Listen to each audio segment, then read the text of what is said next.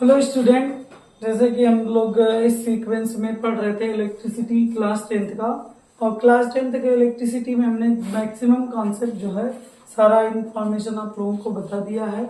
और जितनी कॉन्सेप्ट थे इलेक्ट्रिसिटी के वो हमने सब बता दिया था। सीरीज कॉम्बिनेशन, पैरेलल कॉम्बिनेशन और सारे जितने थे वो सब हमने आप लोगों को बता दिया है। तो आज मैंने बताया था कि जो इलेक्ट्रिसिटी है उसका जो हम लोग हीटिंग प्रॉपर्टी है, वो हीटिंग प्रॉपर्टी पढ़ने से पहले हम लोग एनसीईआरटी का हम एग्जाम्पल और उससे कुछ क्वेश्चन जो रिलेटेड है वो पहले थोड़ा बहुत सॉल्व कर लेते हैं, फिर उसके बाद हम उसका कॉन्सेप्ट आगे पढ़ेंगे।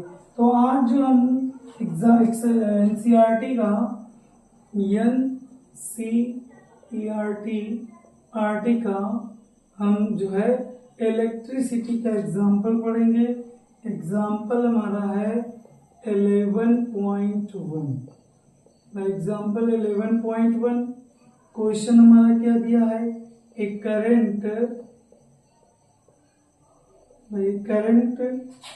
Of 0.5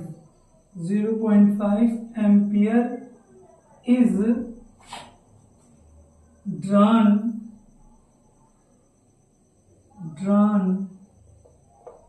by a filament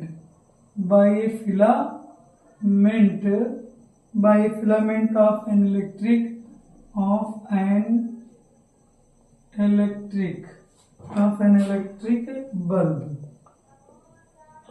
electric bulb for 10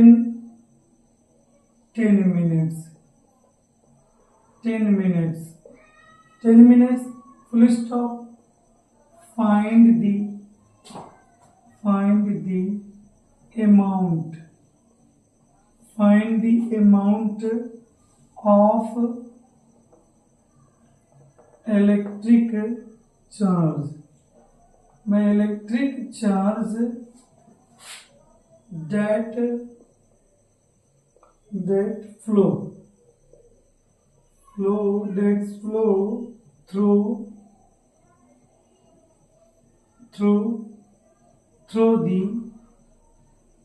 the circuit.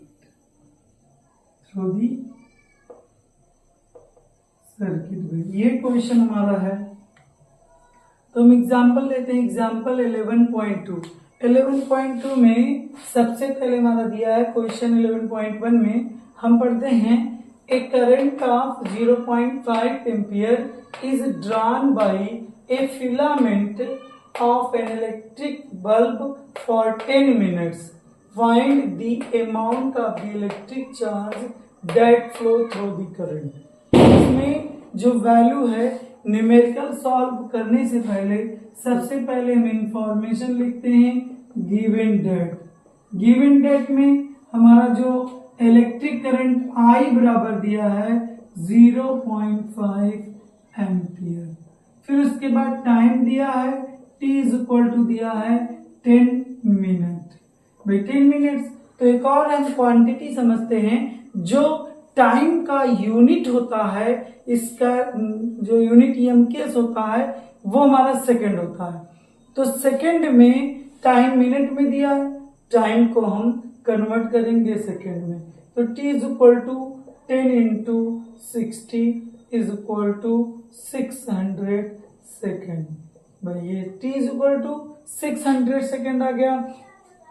हमें पता करना है चार्ज फ्लो ऑफ चार्ज यानी Q की वैल्यू हमें फाउंड करना है। तो हम Q लिखते हैं यहाँ पर। भाई Q हमें पता करना है, Q की वैल्यू फाउंड करना है। तो जैसे ही हमने इंफॉर्मेशन लिखा, इंफॉर्मेशन हम लिख दिए अगर किसी चीज का न्यूमेरिकल का, तो न्यूमेरिकल जैसे ही लिख दिए वैसे हम 50% लगभग मेरा क्वेश्चन तो सॉल्व हो जाता।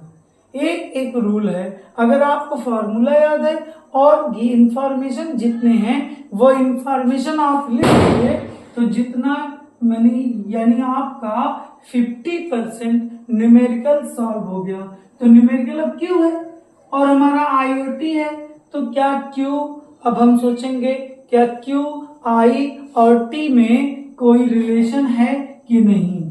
अगर है तो हम वो लिखते हैं, तो Q is equal to we know that Q is equal to I into T. भाई I इंटू टी अगर हम करेंगे तो Q is equal to I into T. I की वैल्यू हमारी है भाई 0.5 और T की वैल्यू हमारी है 600 T, तो हो जाएगा 0.065 अब देखते हैं यहाँ पे एक पॉइंट पे डेसिमल है, पॉइंट पे डेसिमल लगा दिए, तो Q is equal to 300 coulomb. 300 coulomb हमारा हो गया, ये हमारा आ गया Q की वैल्यू। भाई छोटे छोटे question 1 number 2 marks 1 marks objective type क्वेश्चनों पे भी ये सारे क्वेश्चन पूछे जा सकते हैं इस टाइप के। तो ये हमारा था न्यूमेरिकल। एक बार फिर से देखते हैं कि हमें एक सर्किट दिया है जिसमें 0.5 फिलामेंट है, जिसमें 0.5 एम्पियर की करंट फ्लो हो रही है और वो कितने मिनट, 10 मिनट तक का फ्लो हो रहा है। 10 मिनट तक का हमारा फ्लो हो रहा है। क्या करेंगे, सबसे पहले उसमें इंफॉर्मेशन लिखेंगे और इंफॉर्मेशन लिखने के बाद हम ये चेक करेंगे कि क्या क्या वैल्यू हमारी दी हुई है। तो सबसे पहला हमने क्या किया, उसमें वैल्यू पुट कर दिया गिवन डेट में कि हमारा आई जो दिया है वो हमारा दिया है 0.5 एम्पियर और टी जो हमारा वैल्यू है वो हमारा दिया है 10 मिनट्स। तो 10 मिनट्स को ये भी हम जानते हैं कि यूनिट को, जो हमारी यूनिट में टी जो हमारा है, टी की एमकेएस यूनिट होती है सेकेंड, सीजीएस भी सेकेंड होती है। तो इन दोनों का मिनट को हम सबसे पहले कन्वर्ट करेंगे सेकेंड में। तो सेकेंड में जैसे ही हमने कन्वर्ट किया तो टी हमारा हो गया 600। अब हमें पता करना है क्यू। तो जब क्यू पता करना है तो क्यू के लिए हम देखेंगे क्या फॉर्मूला है कि नहीं। तो क्यू बराबर हम जानते हैं आई इंटू टी, क्यू और आई टी में रिलेशन होता है। तो क्यू बराबर आई इंटू टी, तो क्यू में आई की वैल्यू हम पुट कर दिए और टी की वैल्यू पुट कर दिए, तो मल्टीप्लाई करने पे आ जाएगा 6 5 3, तो ये 00 हम लिख दिए, लेकिन 1 पॉइंट पे डेसिमल है, 1 पॉइंट पे डेसिमल लिख दिए। तो क्यू की वैल्यू आ गई 300 और चार्ज की यूनिट होती है कूलम। तो चार्ज की यूनिट होती है कूलम। ये हमारा हो गया सॉल्यूशन भाई 11.2 का सॉल्यूशन आप लोग यहाँ से लोड कर सकते हैं। अब हम आते हैं 11.2 का एग्जाम। नेक्स्ट क्वेश्चन की बात करते हैं। तो 11.2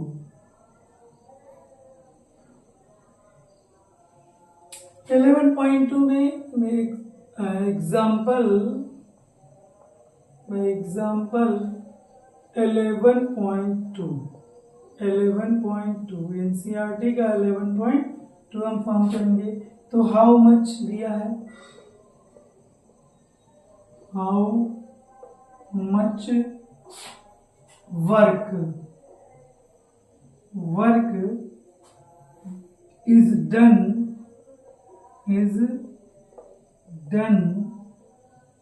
in moving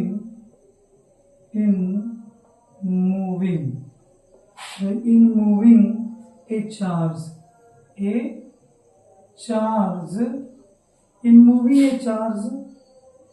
of 2 coulomb across 2 points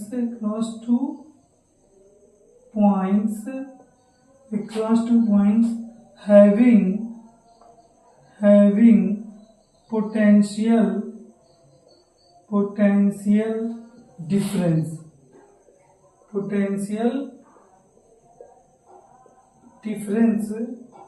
12 volt. तो ये 12 वोल्ट हमें ये क्वेश्चन दूसरा है, एग्जाम्पल दूसरा हम सॉल्व करते हैं। तो दूसरा एग्जाम्पल सॉल्व करने के लिए एक बार फिर से हम चेक करते हैं how much work is done in moving a charge of 2 coulomb across 2 points having potential difference 12 volt. तो हमें क्या है, ये क्वेश्चन दिया है और क्वेश्चन देने के बाद हम क्या करेंगे, गिवन डेट, भाई गिवन डेट यानी 2 कूलम्ब चार्ज को एक पॉइंट से दूसरे पॉइंट तक ले जाने में वर्क कितना होता है यही काम करना है और उसका पोटेंशियल दिया हुआ है। तो हम जानते मान लेते हैं एक पॉइंट ए है और इस पॉइंट से बी तक का चार्ज को क्यू कूलम्ब यानी क्यू कूलम्ब को ए से बी तक ले जाने में 2 कूलम्ब को ले जाते हैं और V A B is equal to हमारा दे दिया है 12 वोल्ट और हमें फॉर्म करना है डब्ल्यू ए बी ए से बी तक। फिर हमें क्या करना है, चेक करना है क्या डब्ल्यू वी और क्यू में कोई रिलेशन है कि नहीं। तो हम क्या करते हैं, डेफिनेशन फॉर्म करते हैं पोटेंशियल डिफरेंस का। पोटेंशियल डिफरेंस का जो हमारा डिफिनेशन है वो हम पहले पढ़ चुके हैं। The work done by the charge carrying from one point to another point is known as the potential difference, यानी ये जो होगा वो विद इन इलेक्ट्रिक फील्ड होगा। तो we know that WAB is equal to VAB by Q। तो हम देखते हैं WAB is equal to VAB 12 volt और Q हमारा है, Q की वैल्यू 2 कूलम्ब, तो कट जाएगा वोल्ट 2 यहाँ जाए 6, ये वर्क की unit W is equal to 6 जूल आ गया। सेम हमारा पॉइंट है, यानी गिवन डेट जो इंफॉर्मेशन हमारा है वो हमने देखा Q is equal to 2 coulomb, VAB is equal to 12 volt, WAB हमें फॉर्म करना है। तो हम सबसे पहले जो इंफॉर्मेशन है वो हमने लिख लिया और इंफॉर्मेशन लिखने के बाद फिर हम चेक करने लगे क्या ये वैल्यू हमारा, क्या इन तीनों में कोई रिलेशन है या नहीं। अगर रिलेशन है तो हम लिखे, तो हम जानते हैं WAB is equal to VAB by Q naught. तो VAB बराबर हम क्या form, the work done by the unit charge carrying from infinite to infinity, sorry mistake हो गया। जो हमारा VAB इज इक्वल टू होता है WAB बाई Q और WAB इज इक्वल टू हो जाएगा Q इंटू बाई VAB। तो WAB is equal to one होगा Q इंटू 2 इंटू 12 यानी 24 जूल बाई W। इसके पहले जो था फॉर्मूले में VAB बराबर होता है WAB by Q by VAB, WAB by Q होता है। तो WAB बाई Q ये हमारा है और फाइनली जो हमारा हो गया WAB का यूनिट जो होता है वर्क का वो यूनिट होता है जूल। अब हम नेक्स्ट क्वेश्चन आते हैं। नेक्स्ट क्वेश्चन पे क्वेश्चन थर्ड हम करते हैं। क्वेश्चन थर्ड कहाँ गया, हाँ क्वेश्चन थर्ड थोड़ा बड़ा है, आ जाते हैं exercise question third.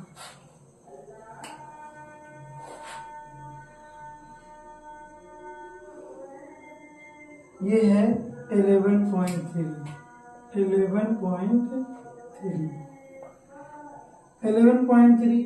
How much current, question है how much current will an electric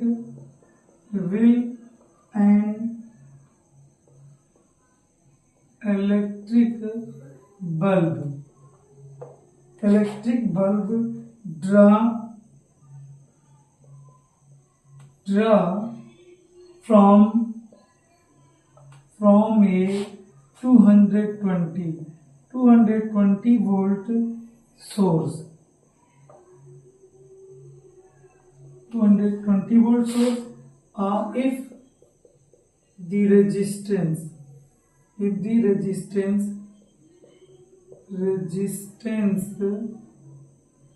of the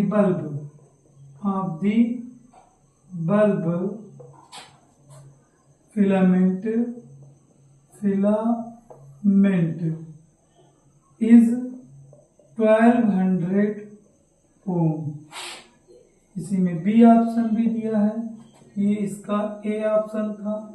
B option दिया how much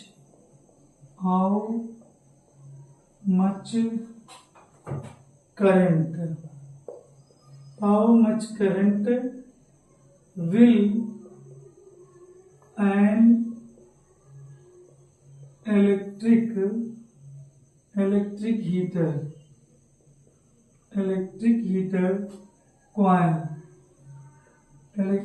coil draw from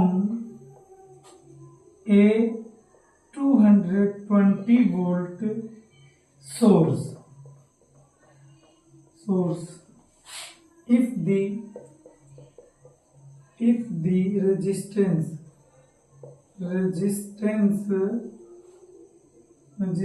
of the heater coil is 100 ohm. भाई यहाँ पे दो क्वेश्चन दिया हुआ है, हम इन दोनों क्वेश्चन को पढ़ेंगे। नंबर पहला ए का सॉल्यूशन। क्वेश्चन को सॉल्व करने के लिए सबसे पहले मैंने बताया है कि जो इंफॉर्मेशन हो उस इंफॉर्मेशन को हम नोट करते हैं।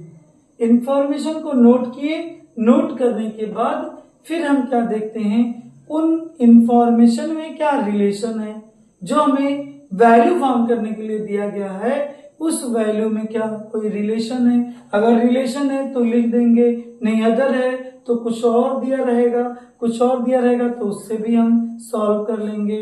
तो नेक्स्ट हम आते हैं, देखते हैं यहाँ पर पहले में गिवन डेट पहला हमारा दिया है an electric how much current will an electric bulb drawn from A 220 volt supply. तो हमारा V जो दिया है गिवन डेट में हमारा जो V वैल्यू दी हुई है वो 220 वोल्ट दिया है, जानते हैं। और हमारा the resistance of the bulb filament 1200 ओम। तो हमारा जो R है वो हमारा दिया है 1200 ओम, ये भी हम जानते हो। और हमें चाहिए I जो चाहिए ये I हमें फॉर्म करना है। तो बिल्कुल सिंपल हो गया। अब हमारा V दिया है, R दिया है और I हमें पूछ रहा है। तो ये हम बहुत फेमस ये रिलेशन है ओम्स लॉ। ओम्स लॉ में हम जानते हैं फ्रॉम ओम्स लॉ हम जानते हैं V is equal to I into R। तो हमें I चाहिए, I बराबर V बाई R। इस फार्मूले से फिर हम प्लेस कर दिए क्या, V is equal to I is equal to V की वैल्यू हमारी है 220 और R I 1200। तो एक जीरो कैंसिल, ये हमारा हो गया 6, ये हमारा हो जाएगा 2 11 जा और 2 6 जा और इंटू 10 हम कर देंगे। तो I बराबर होगा 1.1 बाई 6। तो I बराबर 0.61 जा 6 और 5 6 8 जा 48 और 0 6 3 जा 18, ऐसे समान होगा। तो I बराबर 0.18 एम्पियर हम लिख सकते हैं, 18 एम्पियर। तो I का जो यूनिट होता है वो एम्पियर होता है, पहले मैंने बताया है I की यूनिट एम्पियर। तो V is equal to IR। IR से हमारा एक बार फिर से हमें क्या दिया है, बल्ब फिलामेंट है, उसमें 220 वोल्ट का सोर्स सप्लाई हम वोल्टेज कर रहे हैं और उस बल्ब फिलामेंट बल्ब का जो हमारा रेजिस्टेंस है वो 1200 ओम है। तो आई उस बल्ब में कितना इलेक्ट्रिक करंट फ्लो हो रहा है ये पूछा जा रहा है। तो हमें क्या चाहिए, हमें चाहिए कि V इंफॉर्मेशन लिख दिए V गिवन डेट है, R गिवन डेट है, I हमें पूछ रहा है तो फ्रॉम ओम्स लॉ हमारा कहता है V is equal to I R, V बराबर I बराबर V बाई आर, V की वैल्यू पुट करिए, I की वैल्यू कैलकुलेट कर दिए, हमारा इतना वैल्यू आ गया। और क्वेश्चन हमारा नंबर बी का इंफॉर्मेशन देखते हैं। Current if how much current N electric heater coil drawn from 200 volt supply and resistance of the heater were 100 ohm।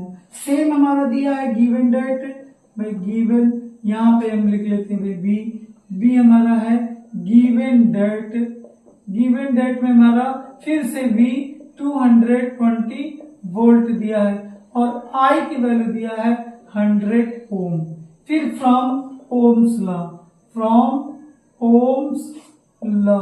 Ohm's law हमारा क्या कहता है, V is equal to I into R, I बराबर V by R, तो I की value V 220 by 100, एक zero cancel, यहाँ हो जाएगा I is equal to 22 by 10, तो एक जीरो है तो एक डेसिमल पे डेसिमल 2.2, यहाँ हो जाएगा एम्पियर। इलेक्ट्रिक करंट की यूनिट एम्पियर। सेम है, सिंपल सा है, बहुत ही सिंपल है। गिवन डेट इंफॉर्मेशन हम चेक किए, चेक करने के बाद ये लगा कि कितना है 200 वोल्ट जो दिया है वो 220 और I जो हमारा दिया ये R है, R हमारा दिया 100 ओम। हमें चाहिए I फॉर्म करना है, I जो हमें फॉर्म करना है तो V is equal to I R from Ohm's law, बहुत ही फेमस है, from Ohm's law V is equal to I R, I बराबर V बाई आर, V की वैल्यू पुट किए 100, जीरो से जीरो कैंसिल, 10 22 बाई 10, तो जितना यहाँ जीरो होता है नीचे अगर कोई अंक नहीं है एक के आगे जितना जीरो उतने अंक के ऊपर डेसिमल, तो 1 पॉइंट पे डेसिमल हमारा हो गया, तो ये हमारा हो गया I is equal to 2.2 ampere. और फर्दर हम देखते हैं भाई ये सब ओम्स लॉ अभी तक जो हम क्वेश्चन कर रहे थे, एक और क्वेश्चन हम देखते हैं 11.4 क्वेश्चन 11.4 का सेम हमारा है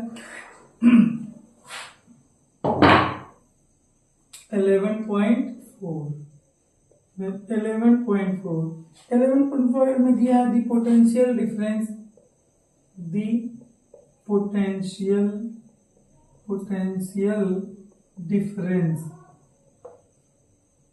potential difference between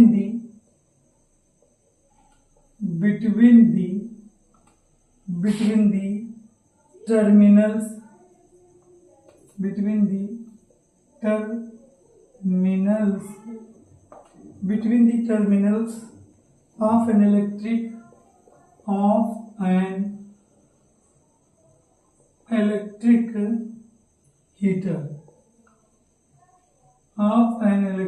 heater is 60 volt, full stop।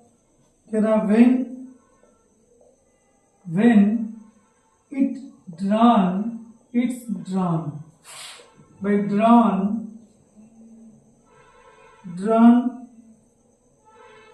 a current of 4 ampere from the source what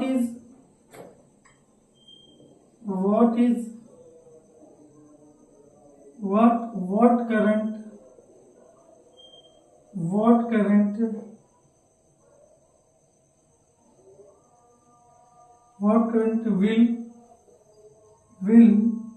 the heater drawn if the potential difference if the potential difference is increased to 120 volt, 120 volt. कह रहा what current run, ठीक है, बिल्कुल simple सी बात है भाई. हमारा यहाँ पे जो दिया है सर इम्पोर्टेंट क्वेश्चन, ये भी क्वेश्चन हमारा इम्पोर्टेंट है. तो सबसे पहले हम चेक करते हैं information by given date. Given date में हम क्या चेक करेंगे, कह रहा the potential difference between terminals of an electric heater is 60 volt. तो when it's redrawn a current of 4 ampere from the source. What current will be the heater drawn if the potential difference is increases 120. तो हमारा given date में हमारा क्या, सबसे पहले V is equal to हमारा दिया है 60 वोल्ट हमारा V1 और हमारा I1 जो दिया है 4 एम्पियर. तो हमें क्या चाहिए, हमें सबसे पहले, और V2 जो दे दिया है वो हमारा दिया 120 हमारा क्या होगा वोल्ट, और I2 हमें पूछ रहा है. तो सबसे पहले जो हीटर है उसका रेजिस्टेंस कभी चेंज होगा नहीं, तो रेजिस्टेंस चेंज होगा नहीं, तो इसमें हीटर इलेक्ट्रिक हीटर, हाँ हीटर इलेक्ट्रिक हीटर, तो उसका कभी रेजिस्टेंस चेंज होगा नहीं. तो जब रेजिस्टेंस चेंज नहीं होगा तो हम उसका रेजिस्टेंस सबसे पहले फॉर्म करेंगे. तो V1 is equal to I1 into R. तो R is equal to V1 by I1. तो V की वैल्यू 60 और I की वैल्यू 4 हो गया 15 ओम. तो R की वैल्यू आ गई 15 ओम. अब ये जो हीटर है उसका रेजिस्टेंस आ गया 15 ओम. अब 15 ओम आ गया तो हमें चाहिए फिर से उस हीटर में कितना करंट फ्लो होगा जब उसका पोटेंशियल, अब हम किससे कनेक्ट कर दिए 120 वोल्ट. अब पोटेंशियल नेक्स्ट हो गया, हमें I2 फॉर्म करना है. तो फिर again from Ohm's law, by Ohm's law क्या होगा, V is equal to V2 is equal to I2 into R. क्योंकि R दोनों ही केसों में चेंज नहीं होगा. हीटर एक बार हो गया मैन्युफैक्चर हो गया तो उसका रेजिस्टेंस एक कंफर्म होगा, तो वो कंफर्म वो डेटा कांस्टेंट होगा, वो कभी चेंज नहीं होगा. तो I2 इज इक्वल टू हो गया हमारा V2 बाई R. तो I2 की वैल्यू V2 120, इसका होगा 15 8 जा, तो I2 इज इक्वल टू हो जाएगा 8 एम्पियर. 8 एम्पियर. अगर इस I2 का हम इस I1 से कंपेयर करें तो पहले करंट का 2 टाइम्स हो गया, तो एक बार हम और चेक कर लेते हैं. दिया हमारा the potential difference between the terminals of an electric heater is 16 volt when it's drawn a current of 4 ampere from the source. What current will the heater drawn if the potential difference is increases to 120 volt. तो हमारा जो पहला information कि पहले उसको 60 volt से हम supply देते हैं तो उस समय करंट जो फ्लो होता है वो हमारा होता है 4 एम्पियर. तो 4 एम्पियर का जब करंट फ्लो होता है तो एक चीज है उसका रेजिस्टेंस हम फॉर्म किए. तो रेजिस्टेंस फॉर्म किए from Ohm's law, V1 is equal to I1 into R is equal to V1 by I. हमारा आ गया 15. अब उसी हीटर को दूसरे वोल्ट यानी पोटेंशियल हम या तो बढ़ा दिए या तो दूसरे पोटेंशियल सोर्स से हम दिए जिसका पोटेंशियल सोर्स 120 है. तो 120 है तो इन सब में हीटर का जो रेजिस्टेंस है वो चेंज नहीं होगा. तो जब चेंज नहीं होगा तो हम क्या करेंगे, R इज इक्वल टू 15. फिर फ्रॉम ओम्स लॉ का value I2 is equal to V2 by I2 की वैल्यू हम V2 की वैल्यू 120, I2 की वैल्यू 15. तो हमारा हो जाएगा 8 एम्पियर हमारा ये हो जाएगा। तो हमने आज 11.1, 11.2, 11.3 एंड 11.4 का न्यूमेरिकल, जो इलेक्ट्रिसिटी का न्यूमेरिकल है वो हम लोगों ने सॉल्व किया। सॉल्व करने के बाद आज हम लिए हैं। तो आज तक का इतना ही, और बाकी इसका जो वीडियो होगा वो नेक्स्ट कल अपलोड कर दिया जाएगा। यदि आप लोगों को वीडियो अच्छा लगे तो आप लोग सब्सक्राइब कीजिए, शेयर कीजिए और लाइक कीजिए। तब तक के लिए thank you to all of you.